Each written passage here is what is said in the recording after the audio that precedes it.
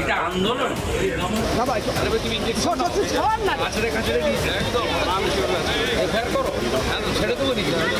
চিহ্নিত করেছি, মার্ক করেছি, এদের সঙ্গে নিটের কোনো সম্পর্ক নেই। এই মামলাগুলোতে গুন্ডা দমন আইনকে যুক্ত করা হয়েছে।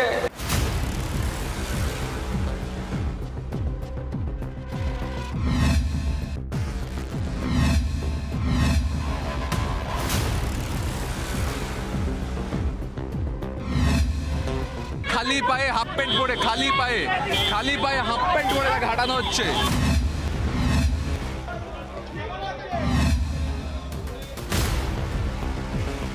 স্পেসিফিক এফআইআর করে 16 জনকে গ্রেপ্তার করা হয়েছে। জামিন অযোগ্য ধারায় গ্রেপ্তার করে হেফাজতে নেওয়া হয়েছে। সংবিধানের চতুর্থ স্তম্ভের প্রতি বিজেপি সরকারের মনোভাব আলাদা করে সার্টিফিকেট আমার দেওয়ার দরকার নেই। নমস্কার, TV9 বাংলায় আপনাদের স্বাগত জানাই। আমি ঠোঁট কাটা শুভজিৎ। ব্যাক টু ব্যাক কিছু ছবি দেখাচ্ছিলাম আপনাদের, যেটাকে আমরা কোলাজ বলি। আর সেই ছবিগুলোর মধ্যে আপনারা অনেকগুলো টুকরো টুকরো সিন দেখলেন। হ্যাঁ, সেটা ঘটেছে আন্দোলনের যে ভিড়, সেই ভিড়ে মিশে গিয়ে কেউ বা কারা গুন্ডামি করেছে, অসভ্যতা করেছে, অশান্তি তৈরি করার চেষ্টা করেছে। মোহাম্মদ আফরোজ, খালেদ রেজা, মোহাম্মদ মঈনুদ্দিন, শেখ সালমানদের আজ মানে এই যে নামগুলো বললাম, ইতিমধ্যে আপনারা এই নামগুলোর সঙ্গে পরিচিত হয়ে গিয়েছেন, কারণ জানেন সেদিন ঘটনায় যারা যারা সেখানে এই কাজগুলো করিয়েছে তাদেরকে চিহ্নিত করে আজ ধর্মতলায় নিয়ে গিয়ে ঘটনার রিকনস্ট্রাকশন মানে পুনর্নির্মাণ করিয়েছে পুলিশ। এক্ষেত্রে একটা বিষয় খুব চোখে পড়েছে আমার, সেটা হচ্ছে খালি পায়ে তাদেরকে সেখানে হাঁটানো হয়েছে। প্রথমে প্রশ্ন জাগলো, খালি পায়ে কেন? তাহলে কি সেদিন তারা খালি পায়ে গিয়েছিলেন? জেনারেলি যেটা হয়ে থাকে পুনর্নির্মাণের ক্ষেত্রে, কিন্তু বিষয়টা একটু অন্য, দেখাবো।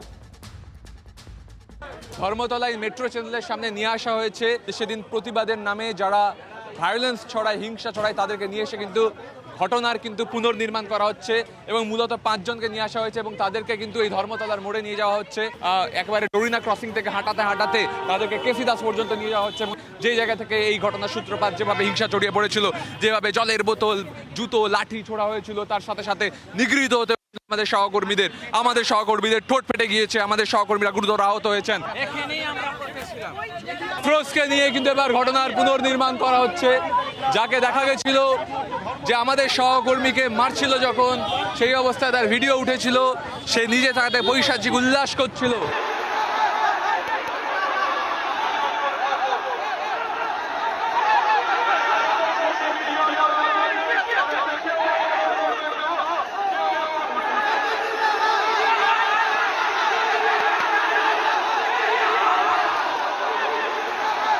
খালি পায়ে হাফ প্যান্ট পরে হাফ প্যান্ট পরে হাফ প্যান্ট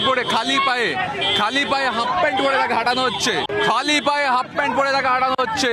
ওই আফরোজ, যে আফরোজ মিডিয়ার উপর হামলা করেছিল, তাকে খালি পায়ে হাফ প্যান্ট পরে হাঁটানো হচ্ছে। খালি পায়ে হাফ প্যান্ট পরে হাঁটছে আফরোজ। সাংবাদিক নিগ্রহে গ্রেপ্তার। আমাদের সহকর্মীর আঘাতে পৈশাচিক উল্লাস করছিল এই আফরোজ। আজকে খালি পায়ে হাফ প্যান্ট পরে তাকে হাঁটতে হচ্ছে। সেই আফরোজ যে সাংবাদিক নিগ্রহ করেছিল, আমাদের সহকর্মীদের আঘাত করেছিল, তাকে খালি পায়ে হাফ প্যান্ট পরিয়ে হাঁটাচ্ছে পুলিশ। ছাত্র যুবদের আন্দোলনকে কেন্দ্র করে যে অশান্তি বিশৃঙ্খলা তৈরি হয়েছিল ধর্মতলা চত্বরে, সেই ঘটনার তদন্তে নেমে পুলিশ 2 দফাতে মোট 16 জনকে গ্রেপ্তার করেছে। প্রথম দফায় যে 14 জনকে গ্রেপ্তার করা হয়, তার মধ্যে 5 জনকে, আমার ক্যামেরা পার্সন সঞ্জুদ্দিনকে বলবো একটু দেখানোর জন্য, এই যে প্রিজন ভ্যান আমরা দেখতে পাচ্ছি, এই গাড়িতে করেই কিন্তু 5 অভিযুক্তকে নিয়ে আসা হয়েছে। মোহাম্মদ খালিদ রেজা, আফরোজ, শেখ সালমান এবং আরও 2 জন, সব মিলিয়ে 5 জনকে নিয়ে আসা হয়েছে হিয়াস্ট্রিট থানার পুলিশের তরফ থেকে। ধর্মতলা চত্বরে 24 তারিখ অর্থাৎ শুক্রবারে যে তাণ্ডব, ভাঙচুর, পুলিশ কর্মী থেকে শুরু করে সংবাদ মাধ্যমের কর্মীদের উপরে যে হামলা বা মারধরের ঘটনা ঘটেছিল, সেই ঘটনাতে এরা কিন্তু প্রত্যেকেই অভিযুক্ত। প্রতিবাদের নামে, আন্দোলনের নামে গুন্ডামি করেছিল যারা, তাদেরকে ভিডিওয় দেখা গেছে সংবাদকর্মীদের আক্রান্ত করতে তাদেরকে খালি পায়ে হাফ প্যান্ট পরে হাঁটানো হচ্ছে। মিডিয়াকে মারলেন কেন? লোকগুলোকে মারলেন কেন? এখানে কোনো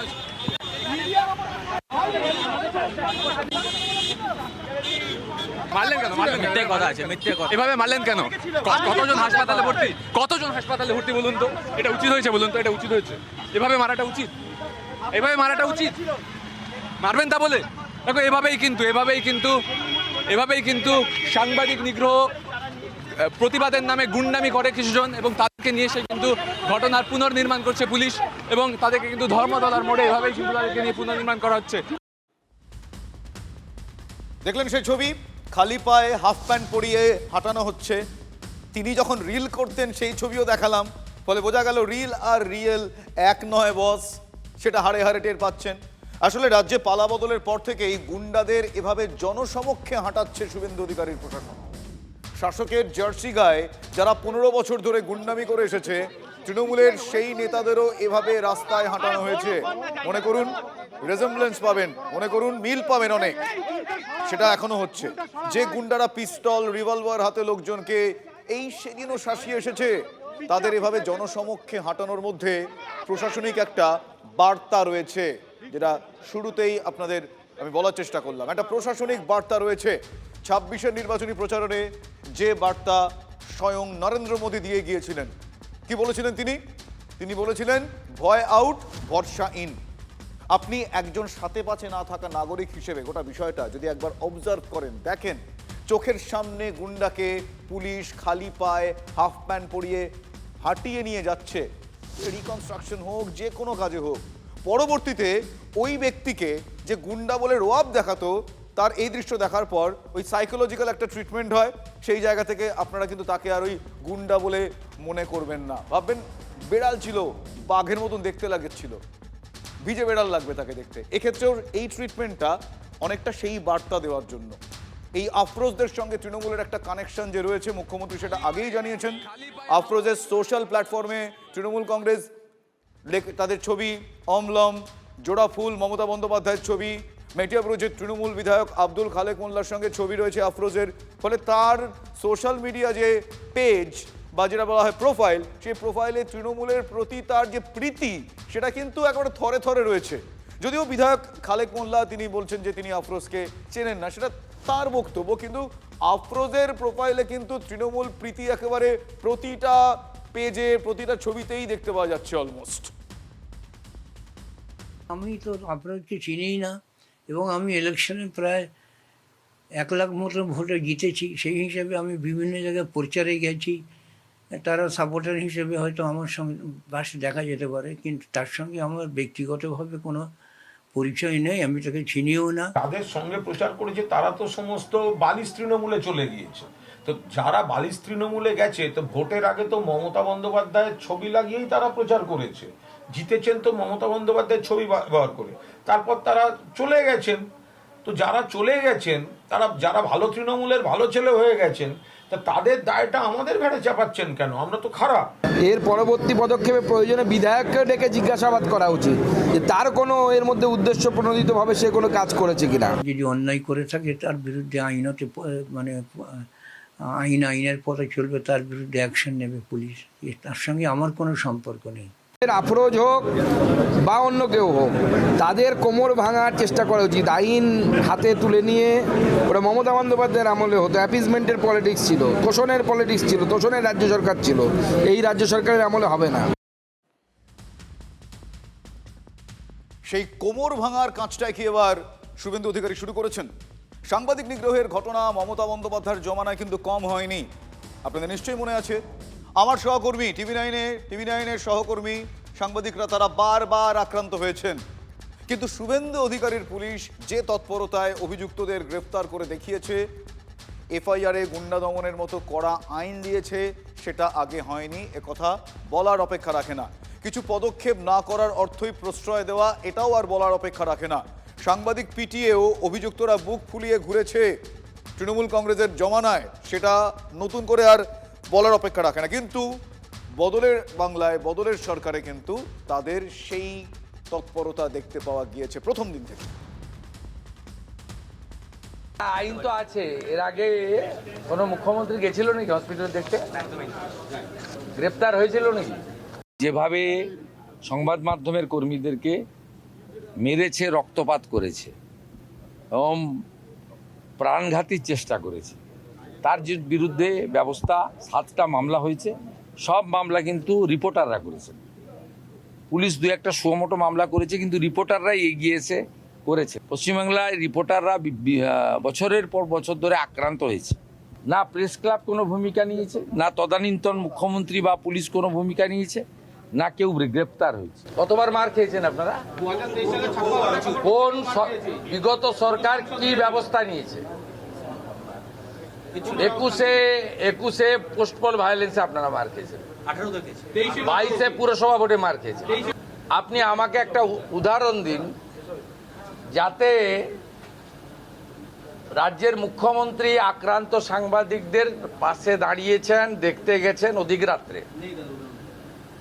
সরকারি হসপিটালে চিকিৎসা দেওয়া হয়েছে। এফআইআর আপনারা অনেকবারই করেছেন, জিডি করে রেখে দেওয়া হয়েছে। স্পেসিফিক এফআইআর করে 16 জনকে গ্রেপ্তার করা হয়েছে এবং জামিন অযোগ্য ধারায় গ্রেপ্তার করে হেফাজতে নেওয়া হয়েছে। সকালবেলা পুলিশের সঙ্গে গটাপ করে 10টায় আসুন, 2টোর সময় বাড়ি চলে যান, ও কারবার আমরা করিনি। যাদের ভিডিওতে দেখা গেছে তারা গ্রেপ্তার হয়েছে। এদের সঙ্গে ককরোচ পার্টি নিট আন্দোলনের কোনো সম্পর্ক নেই। এরা কেউ ছাত্র নয়, এরা কমপ্লিটলি জামাতি, মৌলবাদী এবং ভারতবর্ষকে দুর্বল করতে চায়, অশান্তি করতে চায়। আইনের শাসনের মধ্য দিয়ে গুন্ডাদের দমন আমরা করব। দেখলেন, আপনাদের দেখালাম এই ফেস রিকগনিশন কি, মানে কিভাবে এআই ব্যবহার করে, মানে আর্টিফিশিয়াল ইন্টেলিজেন্স ব্যবহার করে এই ফেস রিকগনিশন কাজ করা হয়, সেটা আপনাদের একটু বিস্তারিতভাবে দেখাবো। আমি পিসিআরকে বলবো একটু বিগ ওয়ালে প্লে করতে, আমি স্টেপ বাই স্টেপ দেখাই কিভাবে ফেস রিকগনিশন। এই ফেস রিকগনিশন এআই হলো কৃত্রিম বুদ্ধিমত্তা প্রযুক্তি। দেখুন, আমি লেখাগুলো আপনাদের পড়ে শোনাচ্ছি, আপনারা বুঝতে পারবেন বিষয়টা কি। মানুষের মুখের বৈশিষ্ট্য বিশ্লেষণ করে তার পরিচয় শনাক্ত বা যাচাই করা, তার ফেস রিড করা। স্টেপ বাই স্টেপ আপনাদের বলি। প্রথম স্টেপ কি আছে দেখুন, ফেস ডিটেকশন। নর্মালি একটা ফেস ডিটেকশন হচ্ছে ছবি বা ভিডিওর মধ্যে মানুষের মুখ খুঁজে বার করা। একটা ভিডিও আছে, একটা ছবি আছে, সেখান থেকে কারোর মুখ খুঁজে বার করা। This is the first phase, মানে ফেস ডিটেকশন, প্রথম ধাপ। পরের ধাপে কি আছে? পরের ধাপে আছে ফেস অ্যালাইনমেন্ট। অনেক সময় এমন ছবি পাওয়া যায় কেউ এরমভাবে দিকে তাকিয়ে আছে, কেউ ওই দিকে তাকিয়ে আছে, সেটাকে অ্যালাইন করা, সেটাকে ওই অ্যাক্সিস ওয়াইজ অ্যালাইন করা। দেখুন, মুখের কোণ মানে অ্যাঙ্গেল আর দিক সঠিক রেখে একটি স্ট্যান্ডার্ড ভঙ্গিতে রূপান্তরিত করা। কারণ একটা ধরুন মব, সেখানে তারা নানা রকম অঙ্গভঙ্গি করছে, সেখান থেকে একটা ফরম্যাটে আনা, এটা হচ্ছে সেকেন্ড, মানে ফেস অ্যালাইনমেন্ট। থার্ড ফেজে আছে ফিচার এক্সট্রাকশন। ফিচার এক্সট্রাকশন মানে কি, ওখান থেকে ফিচারটাকে এক্সট্র্যাক্ট করা। কীরকমভাবে? চোখ, নাক, ঠোঁট, চোয়ালের গঠন, বৈশিষ্ট্য থেকে একটি গাণিতিক লিপিকরণ। এই গাণিতিক লিপিকরণ অনেকের একটা কঠিন বাংলা মনে হতে পারে, এটাকে এমবেডিং বলে। এমবেডিং কি? তার চোখ, নাক, ঠোঁট, চোয়ালের গঠন, বৈশিষ্ট্য থেকে একটা এমবেডিং তৈরি করা। যেই এমবেডিংটা কাজে লাগবে ফোর্থ ফেজে। কি আছে দেখুন, ডেটাবেস ম্যাচিং। এই লিপি করা হলো, মানে যেটা এমবেডেড করা হয়েছে, ওইটা ডেটাবেসের সঙ্গে মিলিয়ে দেখা হচ্ছে যে ওই ব্যক্তির, মানে সে যদি অপরাধী হন তাহলে তার পাসপোর্ট বা তার অন্যান্য আর যা যা রেকর্ডস আছে সেই রেকর্ডসটাকে সেখানে মিলিয়ে দেখা, এই মিলটা। এবার 5 নম্বর হচ্ছে কনফিডেন্স স্কোর। কনফিডেন্স স্কোরটা কি? কনফিডেন্স স্কোর হচ্ছে এআই একটা মিলের সম্ভাবনা, মানে এই যে প্রসেসটা হলো সেখান থেকে কত % হচ্ছে। এবার আসি নেক্সট প্লেটটা। নেক্সট প্লেটটা দিতে বলি জমায়েত থেকে কিভাবে চিহ্নিত করা হয়। বড় জমায়েতে একাধিক সিসিটিভি, ড্রোন, বডি ক্যামেরা ব্যবহার করা হয়, সেখান থেকে এটা নতুন করে বলার নেই। এআই প্রতি সেকেন্ডে ভিডিওর প্রতিটা ফ্রেম বিশ্লেষণ করে প্রতিটা মুখ আলাদা করে, প্রতিটি মুখের ডিজিটাল ফিঙ্গারপ্রিন্ট তৈরি করে ডেটাবেসের সঙ্গে মিলিয়ে দেখা হয়। ভালো করে স্টেপ বাই স্টেপ ভাবুন। আর এরপর মিল পাওয়া গেলে তখন সেটা সিস্টেমে, মানে প্রসেসটা এভাবে আসছে পুরোটা। নেক্সট 3 নম্বর প্লেটটা। 3 নম্বর প্লেট, এটা অত্যন্ত গুরুত্বপূর্ণ প্রশ্ন, যে কতটা নির্ভুল এই প্রযুক্তি, কিসের ওপর নির্ভুল কিনা সেটা বিচার করে। এক এক করে বলি। এক হচ্ছে ক্যামেরার মান। বুঝতেই পারছেন, যদি গ্রেন থাকে তাহলে সেক্ষেত্রে সমস্যা হয়, ক্যামেরাটা ভালো হতে হয়। আলোর অবস্থা, ঠিকঠাক আলো সেখানে পড়ছে কিনা। মুখের কোণ, মানে কোন অ্যাঙ্গেলে, যেটা কিছুক্ষণ আগে বলছিলাম, যার জন্য অ্যালাইনমেন্টটা বানাতে হয়। আচ্ছা, ডেটাবেসের মান কি, ব্যবহৃত এআই মডেল, কোন এআই মডেল ব্যবহার করা হচ্ছে, এক্ষেত্রে প্রযুক্তির ডাইরেক্ট অ্যাপ্লিকেশন।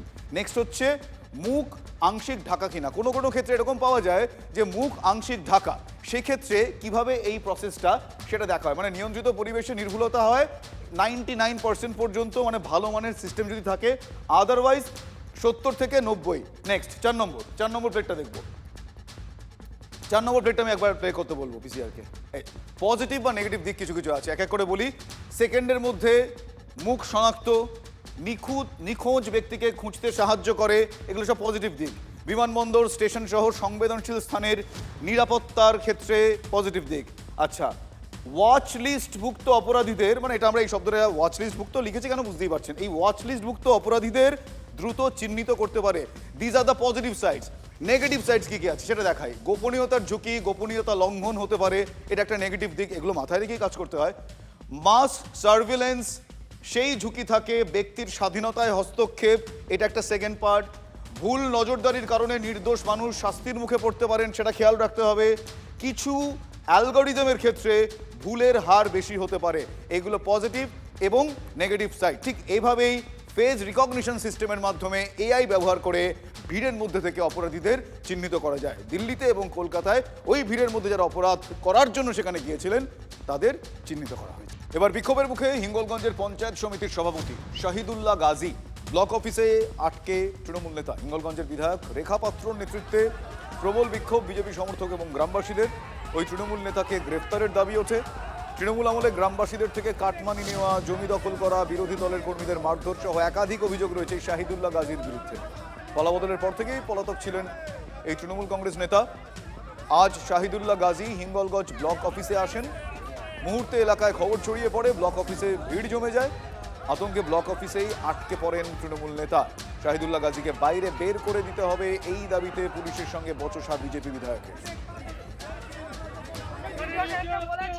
এখানে তৃণমূলের যারা এখানে দুর্নীতি করেছে, যারা মানুষের উপর অত্যাচার করেছে, তারা যদি কোনো রকম ভাবে যদি আপনার ভিডিও অফিসে আসে, আপনি সঙ্গে সঙ্গে আমাকে ইনফরমেশন দেবেন। আমাকে ফোন করবেন। আমাকে ফোন করেনি, আমি রাহুল বাবুকে ফোন করেছিলাম আমার পিএর বোর্ড থেকে। আমি অনেক সরকারের ফোন করেছি, আমার রাহুল বাবু তো রিসিভ করেননি। আমি চাইছি যে এখন ভিডিও সাহেব আর রাহুল বাবু এখানে আসবেন। এখানে কেন ওনাদেরকে ভিডিও অফিসে কেন ডাকলো, কেন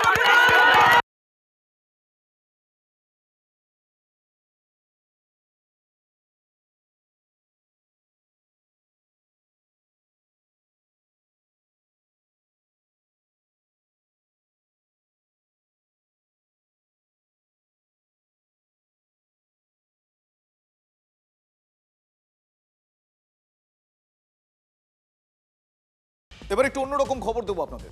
হাত নাড়িয়ে মুখ্যমন্ত্রীর কনভয় থামালেন দুই ছাত্র। এলাকায় মাদক ব্যবসায়ীদের বাড়বাড়ন্ত নিয়ে মুখ্যমন্ত্রীর কাছে নালিশ জলপাইগুড়ির দুই ছাত্র।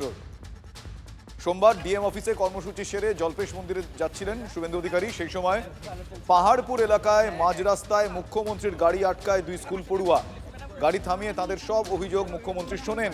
তাদের অভিযোগ শুনে নিজের মোবাইল নাম্বার দেন মুখ্যমন্ত্রী শুভেন্দু অধিকারী।